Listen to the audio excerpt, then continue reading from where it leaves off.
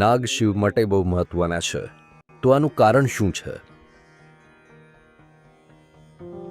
જ્યાં જ્યાં રહસ્યવાદ રહ્યો છે, જ્યાં જ્યાં 5 ઇન્દ્રિયોથી વિશેષ અનુભવ રહ્યો છે, ત્યાં હંમેશા સાપ જોવા મળે છે.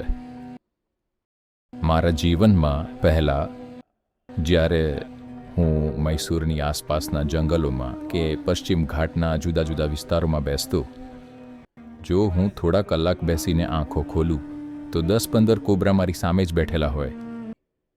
કારણ કે એમનામાં આ અનુભવ શક્તિ છે. જેવો ઉર્જામાં તફાવત આવે છે તેમને એ ગમે છે અને તે ત્યાં હાજર થઈ જાય છે. So, about Adiyogi or Shiva. તો આદિયોગી કે શિવ નાગને ગળામાં કેમ રાખે છે? એ એક ઢસડીને ચાલનારું પ્રાણી છે. કમસે કમ નીચે હોવું જોઈએ, પણ ના, એ અહીં ઉપર સુધી છે, એમની બિલકુલ બાજુમાં. એક રીતે શિવ એવું કહી રહ્યા છે, એ મારા જેટલો જ સક્ષમ છે અનુભવ શક્તિમાં. કારણ કે અનુભવ શક્તિ એ યોગનું કેન્દ્ર છે. તમારી અનુભવ શક્તિ કેટલી ઊંડી છે એ નક્કી કરે છે કે તમારો જીવનનો અનુભવ કેટલો ઊંડો હશે અને તમારું જ્ઞાન કેટલું ઊંડું હશે.